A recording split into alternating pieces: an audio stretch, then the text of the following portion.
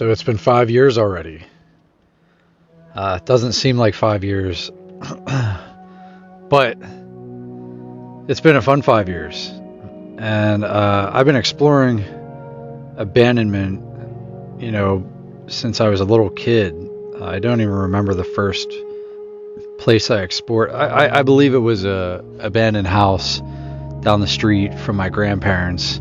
That's the furthest one back that I can remember, because this house was just interesting. And this is back in the Pet Cemetery days, where, late 80s, early 90s, when, a lot of these movies, there's always, I was very much inspired by horror movies, and anytime I saw a creepy house, I just wanted to go in. And a cemetery, anything, pretty much the same stuff that I'm doing right now and putting on this channel was what I did when I was really, really young. I kind of lost it for a while there because, after I moved out of my mother's house and started my own life, you kind of lose touch with a lot of things that you did when you were young,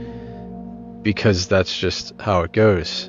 And I really didn't worry about sneaking into abandoned buildings anymore when I was, paying rent and dating girls and, trying to, accomplish something in my life. But that's the beauty of YouTube. It's really cool that I'm able to kind of relive my childhood and, do something positive with it, and not just have those be memories. I'm actually documenting places that are going to be gone and gone forever and forgotten about completely, if I don't document them. And there's also, it's neat to, see things that I've never seen before. Every place has something different to offer, and it's really exciting. So today I'm going to talk about my top 10 favorite places that I've filmed. There were a lot of places that were fascinating that I didn't get to film. They're gone now. And these are just going to be 10 spots that I really enjoyed since I started filming, obviously. So let's check out our first spot. By the way, these aren't in any particular order or anything, but we're going to start with, this was kind of like my breakthrough spot. I'll get into what I mean by that in a minute, but I want to talk about SCI Crescent Prison that was formerly the Lawrence Flick State Hospital. This place, the land was donated by Carnegie. It was an insane asylum for a while. It was a tuberculosis hospital to start, and this was like the first place. When they converted into a prison, they had some problems up here. There was a couple suicides, and there's lawsuits going on and everything else. So the owners that owned it after it shut down as a prison allowed me to, I never thought they were going to get back to me. It was kind of like emailing back and forth, calling, leaving messages, and it's what I do on my day-to-day when I'm trying to film something. I try to do it the right way now because I'm sick of trespassing charges. I'm too old to get trespassing charges and get sued, and it's stupid. So I want to do this the right way because I want to be able to put it out on YouTube and not worry like, oh, am I going to get a knock at my door tomorrow because I just put out a crime that I committed? Like, how stupid can you be? So anyway, yeah, I do this the right way, guys. I find these owners and I track them down, and I basically harass them until, not necessarily harass them. Some of them are like really interested in what I do. Some of them are like, yeah, no. But it just depends. Most people are cool. And I found the owners. They were super nice. The wife of the owner actually watched my videos, so like they knew who I was, and they were nice enough to let me film. The owner, the husband, met me up there, and basically he unlocked the front gate and said, "Have fun." And I was like, "Well, what do you mean? You're not coming with me?" Like, because usually in a place like that, they want to make sure you're not doing anything stupid, or like maybe they want to show you like where you're not allowed to go. He just unlocked that gate and said, "Go ahead." So it was and you're in the middle of nowhere up here. You're on the top of a mountain in Pennsylvania, hence why it was a tuberculosis hospital, was for the fresh air. And it's kind of eerie because the wind blows. The wind was crazy. It was like, winter time, and it was quite an experience being up there alone with nothing but a cell phone light. I was very unprepared. I was very naive. I should have had spotlights. I should have had, maybe at least a snow hat on or something. But here I am up here, bald-headed. No, I think I do have a hat on during, but it's not like a winter hat. It's just like a cap. And it was absolutely freezing, and it was really creepy. I typically don't get creeped out in any of these places, but being in the basement of the hospital part of this building, really, it's just perfect darkness. There's no light, even with your cell phone light. It's just like the hallway swallows it up. Like, you can't see anything. So going through there by myself and hearing doors open and shut because of the wind and everything else, it was a crazy experience. But it was like the first large scale spot that I filmed anyway. I guess I did film Lincoln Way before that and some other places. I filmed a hospital and I filmed an abandoned neighborhood, but this was like my first prison that I ever filmed, that I had like full freedom to. And it's just really insane. It was just really surreal to walk down these halls knowing all the history that went on here, from a tuberculosis to a insane asylum to a prison to now it's, this was filmed obviously before it was owned by who it is now. Now it has become like a farm / haunted tour / paranormal investigation. Now you can pay and they let you do it. A lot of the places are changed, and a lot of the buildings are roped off. Like, you don't have full access like this. Like, so this is the real deal. Like, this is how I like to do a place. I'm not a tour guy. Like, I'm not going to go get a tour.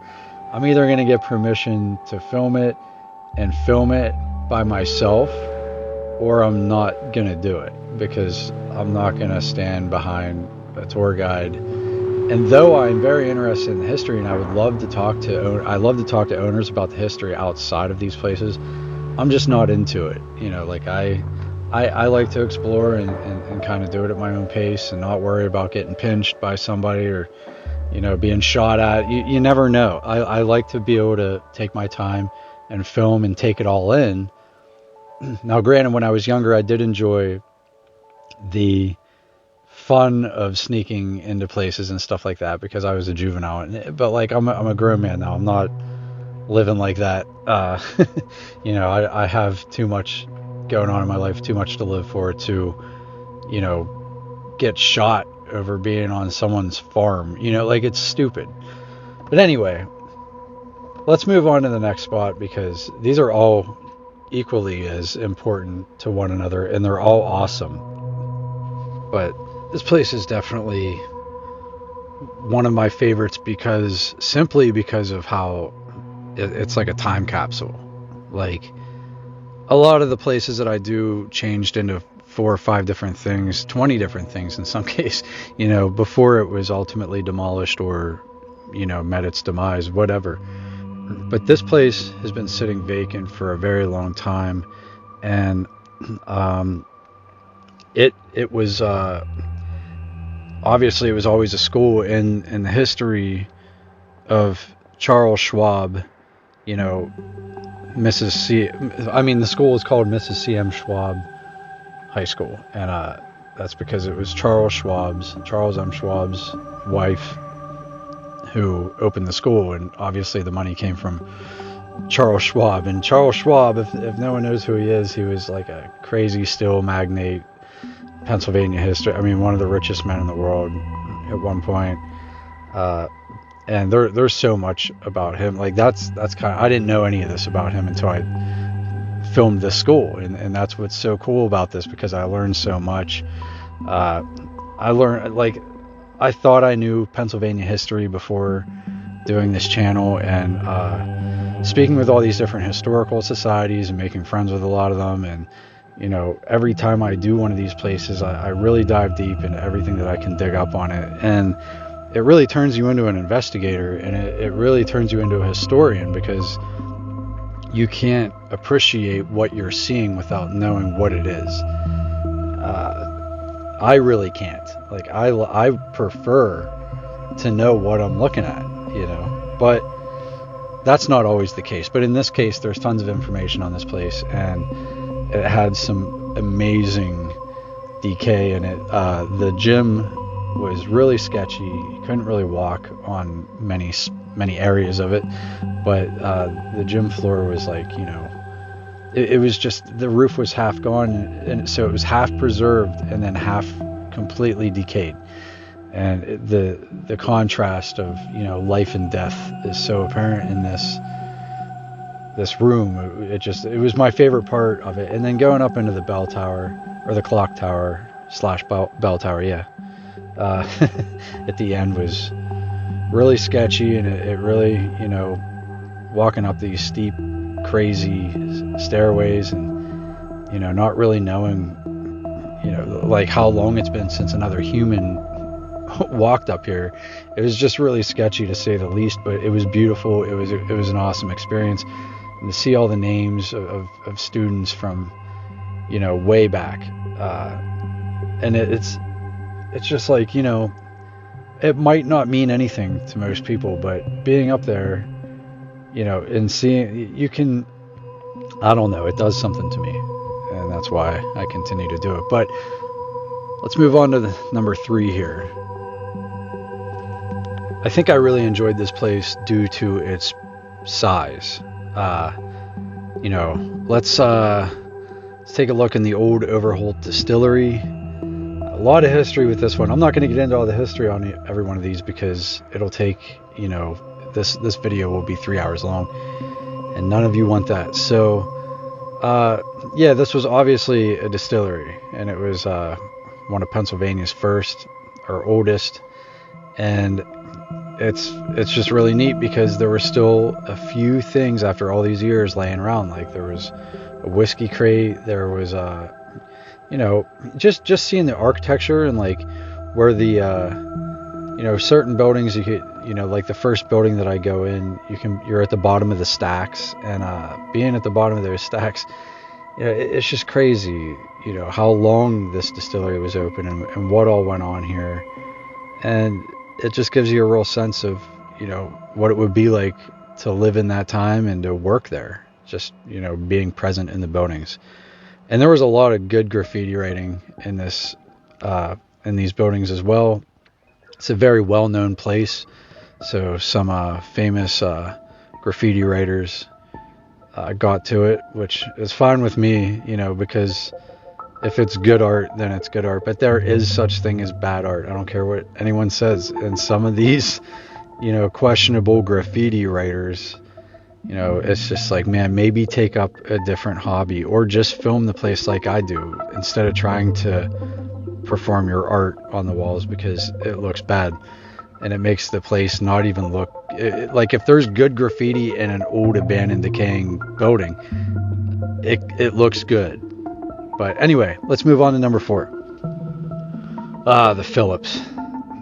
The Phillips Hotel is definitely it was like my first hotel. I mean, I did go into a Days Inn, and I did a hotel back when I was a kid, but it was my first hotel that I filmed. And this hotel is, the architecture and everything, it's straight out of the 20s. It's, and it stayed, a hotel like for many years, where Pennsylvania's elite, a lot of elites, political elites, traveled to this hotel. It was a big deal back in the day, And then, it was a retirement home for a while there. There's a restaurant, different restaurants in there a couple times. But it was really cool. It was another situation where the owner just unlocked the door and let me film. And my favorite part about this spot was the ballroom at the top. And it really hasn't been closed that long, but it decayed really fast. There was just a leak. There's clearly water damage, and once that happens, a place could be gone in a couple months. It's crazy the difference in some of these places that I see once the roof goes. But this place was amazing, and it really gives you a vibe when you're in there. You feel, I can't describe it, man. You can only feel these things when you're in the buildings. But this was the first place that I actually caught something on film that kind of concerned me, and I still can't explain it to this day. But I'll show you a clip, and you tell me if you notice what I'm talking about.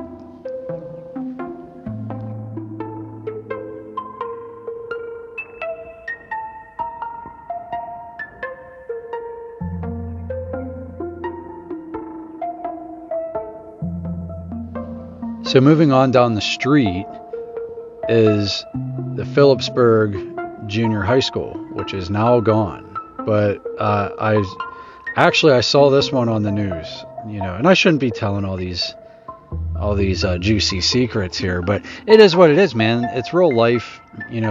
This isn't a secret. I film abandonment. It's not some secret club like everyone acts like it is. Like, I just do what I do. I don't have any friends in this. I've met a few urban explorers. I associate with a few of them. But, this isn't some secret society. If I want to film a place, I'll find a way to film it, dude. I don't care how hard it is to get in. I'll figure it out. It's just how much time I'm willing to put into a project for no reason, And I shouldn't say no reason, because it obviously has a reason, but when you need to provide for your family and you can't spend a 40-hour week on trying to film a spot that you're going to get 32 cents for on YouTube. So I have to be practical in what I do, but this was a spot that I saw in the news and I had to get in it. And they were nice enough to allow me to film it before they tore it down. And the Phillipsburg Junior High School, a lot of people responded to this and liked this video because a lot of them went to the school and had memories there, and there wasn't really much on it. Like, if you get on the internet, there's not many pictures. You can't really Google inside views of this school, and it's a magnificent school. I mean, there's the greatest auditorium that I ever filmed was in this school. Everything was intact. Some of the rooms still had desks and chairs. Some of them were emptied, but great decay contrast in this place. Definitely one of my favorite places that I filmed. But it is gone now, and, unfortunately, this was the last view inside. So I hope people appreciate it. And I know they do, because, they've told me. So let's move on. The Everett Movie Theater. I was driving through Everett to get a stand-up shower, and I saw this place because I had to go to True Value or whatever it was, a hardware store, and the only place that had my shower was Everett, PA. I'm like an hour away from Everett, PA. I've never even been in Everett before this, and I saw the theater, and I was like, well, that's it. The obsession started, the gears in the head started going, and couldn't rest until I got into this theater. And they were nice enough to let me film. It used to have a lot more to it, but it was torn down recently in the past couple of years, so I missed out on, a huge building that was connected to it that's gone now. But it's all right, because I just wanted to capture the theater, and the theater is still standing. It was a nightclub for a while, but it still kind of looks like a restaurant more than a theater, except for the front lobby and the upstairs, of course, and the projector room. And this projector room was one of the highlights of any place I've ever filmed. It was you never see the projectors. I've filmed 3 theaters now. One projector room I couldn't get in. This one I did, and it had the projectors. And the other one, the most recent theater I did, didn't have anything. It was empty. So I really appreciate seeing these old projectors. I mean, you don't see these every day. I would never seen them anywhere else, or probably ever will again. You know, and I think I mentioned that in the video. Like, you'd have to go to like a museum to see one of these. But yeah, they were left up there as if the workers just left for the day and never came back, and it was beautiful. So that's why it's on this list. Other than that, the place wasn't that crazy, but that room did it all. So let's move on. So I had to put Pennhurst on here because Pennhurst is one of the most popular places in PA, you know, outside of like Eastern State Penitentiary, which I haven't filmed, and sorry guys, but I'm not going to film it because it's a tour. And if I want to film it, I already asked permission, and I have to pay like $2,000 to get in there and film. And it's on the whole other side of the state from me.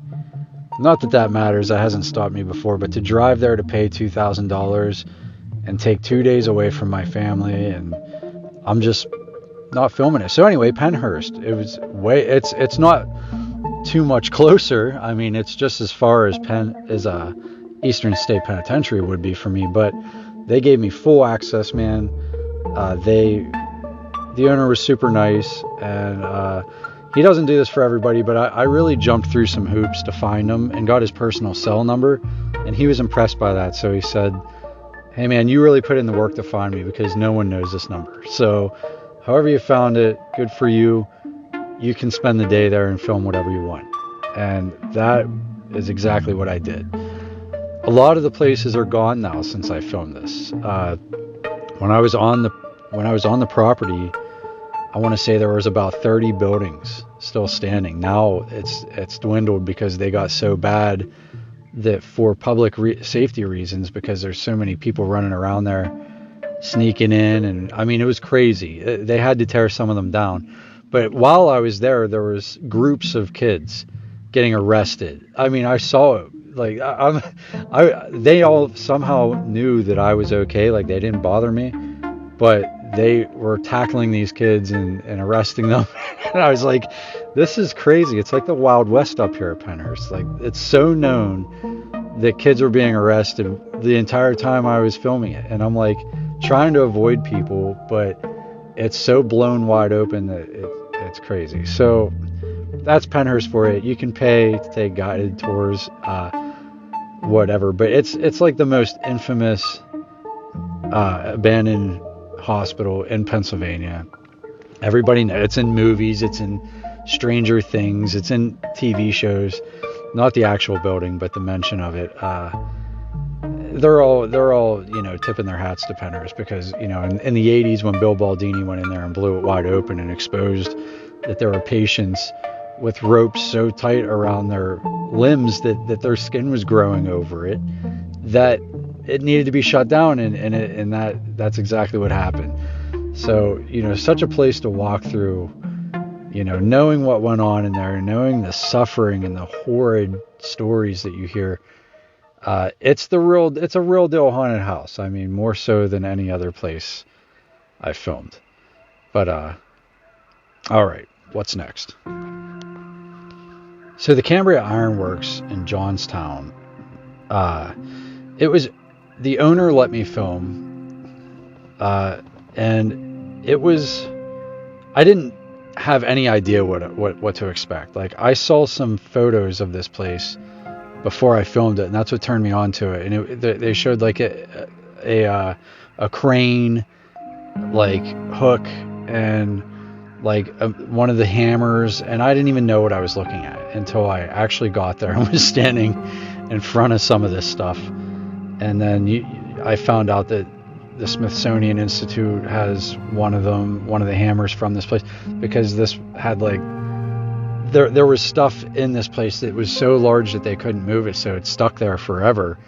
And the place has become like it's not a museum, but it's a time capsule, and it's all the tools and everything are still there, and it's the video does not give it any credit. Like being in there, you feel like an ant. Like it's like you're inside of a city dome. I can't even describe it. It's huge, and it's open, and then you go off into these side rooms, and then they're huge, and it's like the never end. It's like it's crazy. But the hammers and the tools that were left behind are some of these hammers and some of these machines that made pipes, steel pipes that built America, by the way. I mean, it built America. Like some of like the Golden Gate Bridge, like a lot of these skyscrapers, famous skyscrapers in New York City and anywhere in the country were built, like the steel came from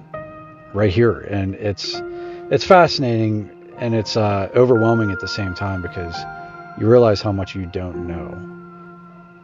But let's move on. All right, so that leads me to the abandoned neighborhood of Lincoln Way that was in Clairton, one of the most disgusting cities I've ever had the privilege to drive through in Pennsylvania.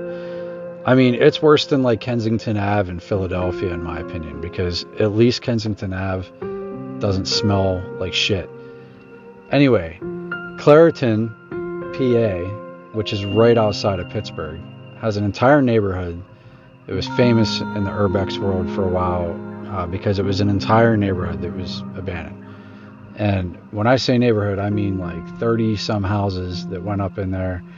And it wasn't like it was on a reservation like Shenandoah Woods, some of these other neighborhoods that I see that are abandoned, that something was contaminated so they all left at the same time, or they were forced to leave by the military.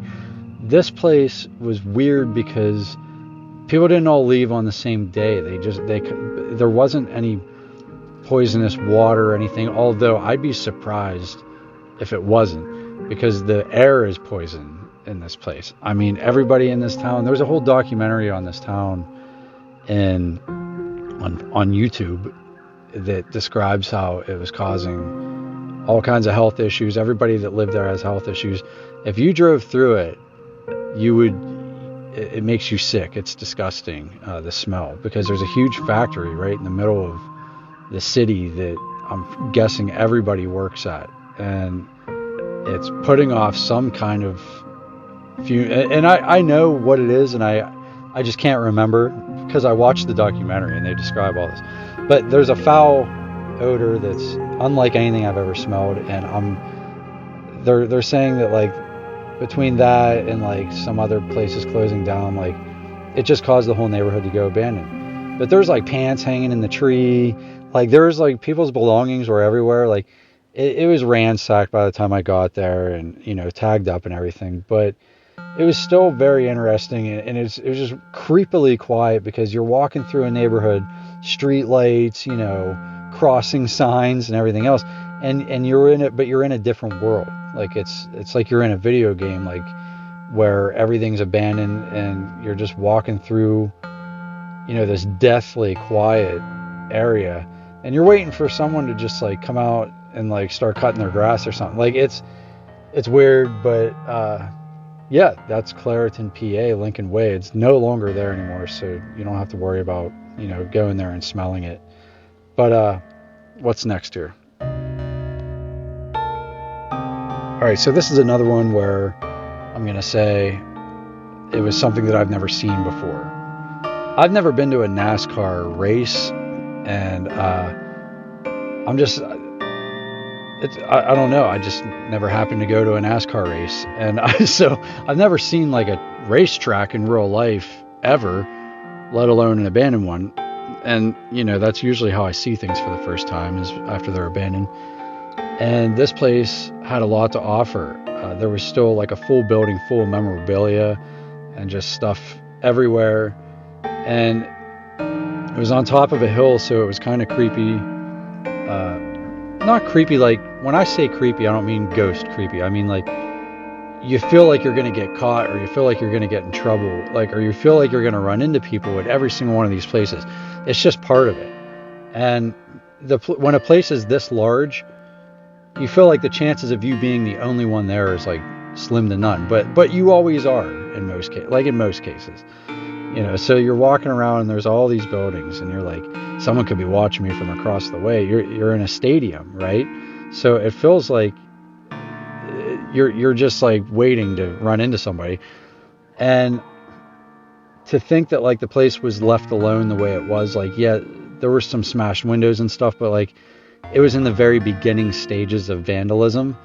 Like after 10 years of a place sitting, or 20 years, it's to the point where, there's not one spot on the wall that's not tagged, or, this place was pretty fresh. And to see that there were trophies and all the memorabilia, like the stickers and like cups, and there were all kinds of things left behind. Like it looked like it closed last weekend, and maybe a couple kids ran through it, but it was a first for me, a speedway. And a lot of these places were firsts for me to film, and they all held something special. Whether it was a crazy room that looked amazing, or whether it was an artifact like, projectors from the 1940s, or, they all had something amazing to offer, and that's why I chose them for this list. There were a lot of other places that I filmed, obviously there's like 300 on my channel or something like that. I don't even know. But there were a lot of places that I like to film, and maybe I'll do another one of these videos where I talk about, the top 5 places that I dreaded filming, because there were a lot that I really didn't like, and that I didn't like while I was editing them, and that I still don't like now, even thinking about them, because some of them stuck with me in certain different ways that make me feel uncomfortable. But these were all good experiences. These places were all, these were like probably the most educational, places that I filmed, unknowingly running into amazing things. So that's going to be it. And, thank you guys for hanging in there. Whoever watches this, I appreciate it. 5 years, it doesn't seem like it, but, it officially has been. And hopefully I'll be doing this for another 5 years, for another 10 years. I'll always be exploring, but as long as YouTube is YouTube, I'll keep putting content up here and there. Sorry that it's not regularly. I know for about 4 solid years there, I was releasing an abandoned video every week. That was very hard to do. And, between working and everything else, I'll always do this, but hang in there. There's always going to be content. It just might take me a little while. And, we'll see you on the next one.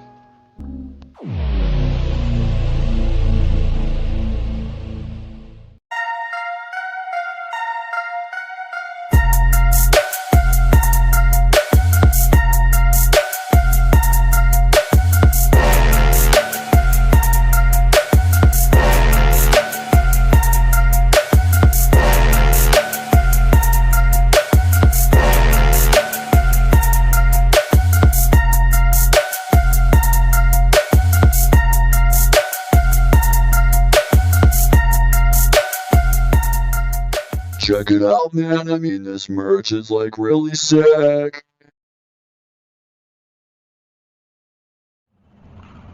Check me out, bro.